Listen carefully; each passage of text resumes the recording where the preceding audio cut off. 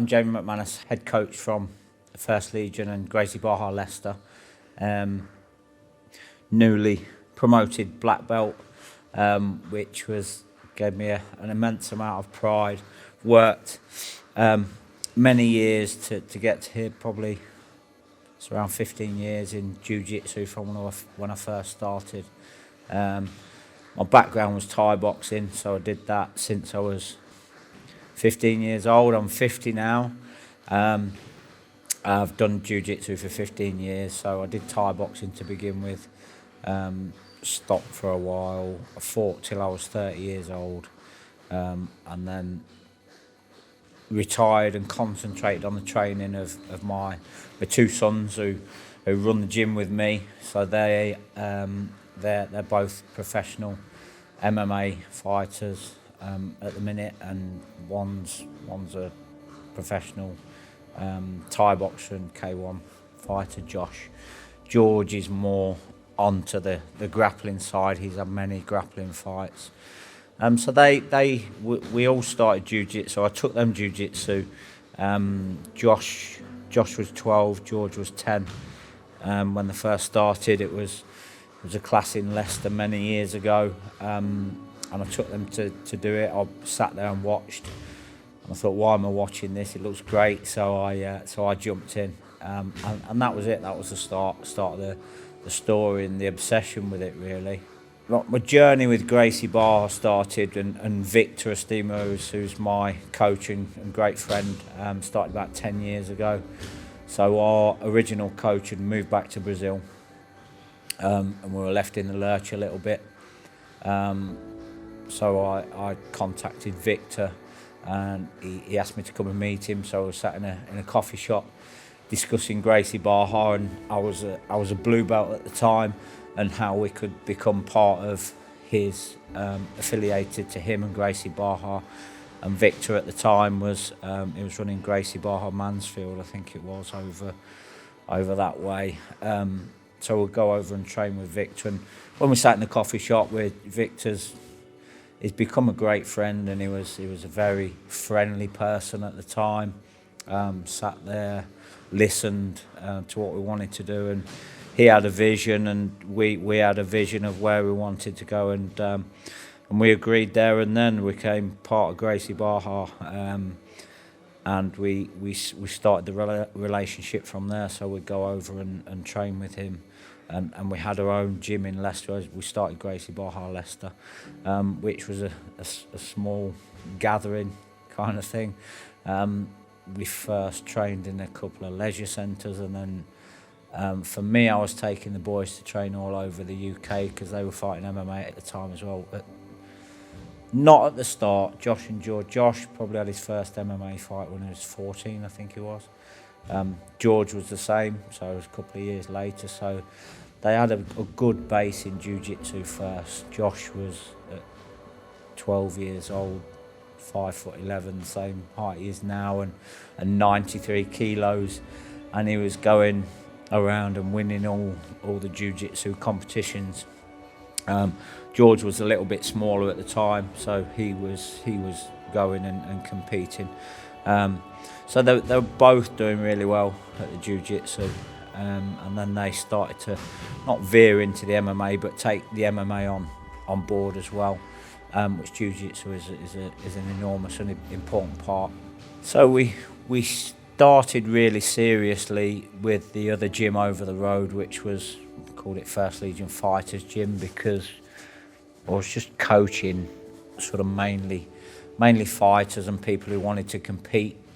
I had a decent job at the time, so it was more as a base for my lads' training and my jiu-jitsu training. So it just grew from there, really. George now has probably had, I don't know, well over 100, probably 150 grappling and jiu-jitsu matches. Josh had many as well. Josh sort of veered into the striking side. But jiu-jitsu, for me and for them, it sort of turned into a lifestyle. You start training, you start to fall in love with it. It becomes the analogies and metaphors for life. You hear it over and over again, but you see people come in the gym, they overcome fears of being in uncomfortable situations. You see the love of jiu-jitsu grow in people as they do it, and it's just an amazing martial art. I've done every martial art since I was 11 years old. I did karate to begin with. I did kung fu. I got my black belt in kung fu, and then I did Thai boxing because I wanted to be a bit more competitive and to be able to actually hit people. So, you know, I've done all the martial arts, well, the main ones. My love is still Thai boxing. I still love Thai boxing, but as I got older, I thought, you know, I need to do something that's a bit less dangerous and a bit less drastic on the body, which I soon learned that jiu-jitsu wasn't. But once I'd done it for a bit, the love of it just grew and grew, and with various injuries and time spent doing jiu-jitsu, the ups and downs. Again, the analogies for life. You battle through plateaus. You battle through injuries. You come back from them. You fight back from them. You keep going. You have weeks where you hate it. You're getting smashed. You have weeks where you love it. You're doing great. And that's life, you know, the same as life. You fall over, you get back up. If you don't, you fall by the wayside. And being a coach and being a dad with 2 kids doing it, there was no option for me to fall by the wayside. I'm not that character anyway. You know, I had 30 fights when I was Thai boxing. You know, and if I got knocked down, I got back up literally and carried on fighting. And in them days, you know, you give away quite a bit of weight sometimes. And it never went through my mind in any of my fights or any of my training sessions or anything to give up. It was always get up, carry on. And because it's something I loved, it gets inside you, it gets in your blood, martial arts. And that ethos carried through to jiu-jitsu. And that is jiu-jitsu. You carry on, you keep going, you know. It humbles you very quickly in life. You're never going to be unbeaten. There's always, I say to people, you know, if you've not failed, you're not trying hard enough, you're not taking enough risks, because, you know, you need to fail to learn. And this jiu-jitsu teaches you that very quickly. You get on the mats, you first start, you get tapped and tapped and tapped and tapped, and you get dejected, and then you get on the mats and you get tapped again, and you feel like you're getting better, and you roll with somebody a little bit better, and you get tapped and tapped and tapped again. And, you know, 6 months, all of a sudden, maybe you catch somebody in something, you catch a sweep, you catch a submission, and that lights your fire, it lights your will, it lights that little spark to carry on when you're feeling a bit down. And, you know, there's a little bit of light at the end of the tunnel, and then somebody else comes and taps you again, it knocks you down again. But you've got to learn that. You've got to learn to deal with that and to cope with that, to be successful in anything in life. And I quickly saw that, how great it was as a life lesson and teacher, and to be able to be part of that, and then afterwards to pass it on to people who are going through a bit of a hard time, and show them what jiu-jitsu can do for you, and kids especially as well. We only started having kids classes here because the other gym was a bit of a spit and sawdust gym. So this gym, you know, it's a better facility. It's a place where we were looking for that, you know, if we needed a gym and was going to have kids classes, where would I want to take my kids to train? And that's what the gym's built around. Well, you know, where would people like to train? What facilities do we need? What would be attractive to us? What do we need? That's what this place is built around. You're rolling around on the mats with somebody, sweaty face and sweaty chest and whatever in your face. People quickly become family, and any barriers are broken down, and any egos are quickly driven away. Many demons are quickly moved out of the building. So, you know, people become part of your family. You become very close. You get to see people close up, reading people. You know, people will be on the mats, and you'll get a feeling for whether they're having a bad day, and just, how you doing, mate? You okay? No, I'm feeling a bit shit. Okay, well, come over here and let me let me smash you for a bit, and you'll feel a bit better. Don't worry about that. And again, that's the friendships made in jiu-jitsu. I've made some amazing friends travelling to competitions. From the first competitions that we travelled to, Josh and George, we met Jack Shaw and his dad, Rich Shaw from over Wales. I've met hundreds and hundreds of people who are great people with the same mission and learnt the same values. So you've got the same things that you've got out of jiu-jitsu, and it's the same across the country. And whoever you meet, they update the values and the beliefs from actually doing it. And you've got that connection with people. You just understand. You just know. And most people I'm no different. I've had surgeries and I've come back and I've fought back, and there's been times when I wanted to stop, and everyone you speak to, you know different to anyone else. You know everybody's been through the same. If you get to a point where you get this, or even get a blue belt and you carry on, you've got to have had some kind of upheaval, some kind of times when you didn't want to carry on, you wanted to stop, you wanted to give up. If they turn back up on the mats, then they're of that character, and they'll carry on. To actually get this around your waist is sort of a stamp on your passport, so to speak, of all them travels that you've been through, all them journeys and all them hills that you thought you never could climb, but you actually took it one step at a time. And to realise, you look at it and think, a lot of people say, well, it is, and I thought for a while, well, the belts, they don't matter too much, they're just something to hold your trousers up. They do. I get to this, and I felt an immense amount of pride to get it. And it's like your life flashes before your eyes. The last 15 years just went whoosh, and I realised what had happened, and what I've had to do to get here, and all the times you've turned up training, and since I was a blue belt, I was a coach.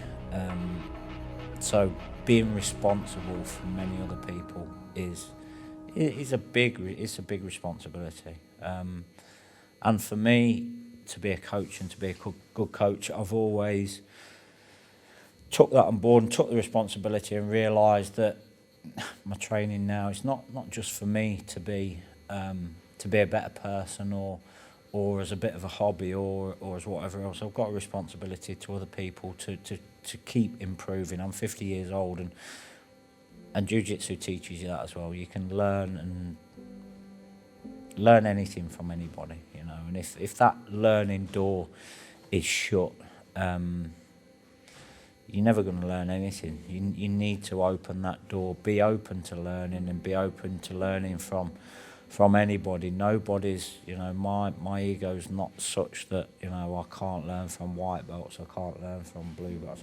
I learn from everybody every day, and that's how you should be, and that's how a coach should be. That's how a coach should promote learning to the students. You can sit there and you can explain and tell somebody in great detail how to do something. Generally, it won't go in. They won't learn that way. The best coaches teach people and students how to learn, not what to learn. And if you do that and you do it well, they'll learn anything. You can teach somebody to learn anything, because they'll do it themselves. They'll learn themselves. You're there to be an influence, to hopefully influence them in the right way, and to teach them how to learn, not sort of what to learn. There's lots to learn in jiu-jitsu. I'm always there, but everything's always open. Jiu-jitsu is a progressive martial art. New guards, new passes, new submissions come out every day, every week, and that's the great thing about it. It lets people be creative. People are different shapes and sizes, so one thing might work for somebody else and it won't work for the next person who's got short, stumpy, fat legs, but some short, stumpy, fat legs will be good at something else. So, it's got something for everybody. So you have to be aware of body shape, sizes, and let people be creative in their own game. Let them be curious. Be a coach, be open to questions. I actively ask people to question what I'm doing. We had guys from Gracie Bar and Mansfield come over last week, and I taught something or a couple of techniques, and they go, "Well, what if I did this? I'm sorry, I'm not disrespecting you, or am I a professor?" No, of course, great. I love it. I love it when people ask, And things are not going to work all the time on every single person. And so jiu-jitsu, we need plan B, we need plan C, we need plan D. And that's how it works. Somebody asks, well, what if I did this? Okay, well, if you did this, I'd do this, I'd do something else. Or I might not even try that technique on you because I'd try it a couple of times. It wouldn't work, so I'd back out and start the process again. And again, another analogy, if you're not setting something up in the right way, don't flog the dead horse. Don't carry on with it because you're only digging yourself into a deeper hole. Back out, start again, and do it the right way the next time. People who carry on doing the same thing over and over again and expect different results, we all know the saying. So it's something that there's again analogies and metaphors for life over and over again, and there's lots of light bulb moments in jiu-jitsu where you just suddenly realise and things click into place, and you realise what you've been doing over the past 6 months, and the coach has been showing you these silly moves on the mat, and why am I doing this? Why am I shrimping up and down the mats? Why am I doing these funny animal moves across the mats? And why are we doing all this? And then all of a sudden, you'll do something in training against somebody else, and you'll sweep them, or you'll catch them in a submission, and you go, I see now. And there's lots of those. There's lots of light bulb moments and I see kind of moments, and they're the things that for me we have in life. Lots of ups and downs. There's lots of things and people that light the little fires in a belly, and those little fires start to burn out sometimes. But there's times, when things happen and we do things and then they're reignited, and we get that burning ambition, that will and that fire to do something that we love doing. And there's, again, jiu-jitsu for me, every time I meet certain people who inspire me and influence me, every time I see Victor and we have a chat and, we catch up after so long, it's like a good friendship. We don't see each other. He's busy, I'm busy. We're in different countries now, but every time I see him, the guy, there's that spark in his face and anything he says and what he does, and you're like, wow, there's still so much to learn, and this guy inspires me constantly. And other friends, black belts, white belts, blue belts, any belts in jiu-jitsu, there's people out there that we've all got them, that inspire us to do stuff, little stories, and getting this affords me the opportunity to hopefully be that inspiration and be that spark and be that little fire, or be that person that stokes the fire in somebody else's belly. And a few people have said that, and it's one of the nicest and best feelings that you can have, and that's what pushes me forward in martial arts. I've had many experiences, great experiences. I've won titles at Thai boxing. I've watched my kids. Josh has fought in Las Vegas doing mixed martial arts. George has fought in Los Angeles, Germany. They've both won numerous titles, numerous fights. And some of the most inspiring things that I get from martial arts, when people have come up to me and said, you know what, your kids are great. They're the most respectful, humble, nice kids that we've ever met. And sometimes some of those, and I know they've got that from martial arts, from hopefully a good upbringing as well, but also from martial arts and being humbled by martial arts and actually doing what they're doing, loving what they do. They've got all those values and morals and beliefs, and that's one of the biggest things that inspires me, and one of the biggest things that gives me that little choking feeling. Sometimes I'm not an emotional man, so I'm told. They're the things that make me proud. They're the things that, helping other people. You get to a point in life, I can't really accomplish much more as far as what I want to do in Thai boxing, jiu-jitsu, MMA, but I'm a coach, and I can inspire and I can influence people now. And for me, watching others do stuff that you've taught them, watching it make their lives better and improve them as people, is much more is much more of a joy to me than any titles than I ever won. And watching my kids, you know, live out their dreams and what they want to do through martial arts, that's all I ever wanted. And that's what it's afforded me as well. It's afforded me 15 years of being with my kids more or less every day a week. And what parent, what dad wouldn't want that, you know? To be able to spend quality time with your kids and living through all the emotions. It's, you know, we live through good emotions, we strive to live through good emotions, but when your kids are going through bad emotions of life and in martial arts, you want to be there to put your arm around them and support them, or to tell them that, look, you know, this will make you stronger. It's a cliche, but it'll make you stronger. And to have lived through that and experienced it with my kids for the past 15 years has been, that's the biggest thanks I can give to martial arts. That's what it's given to me.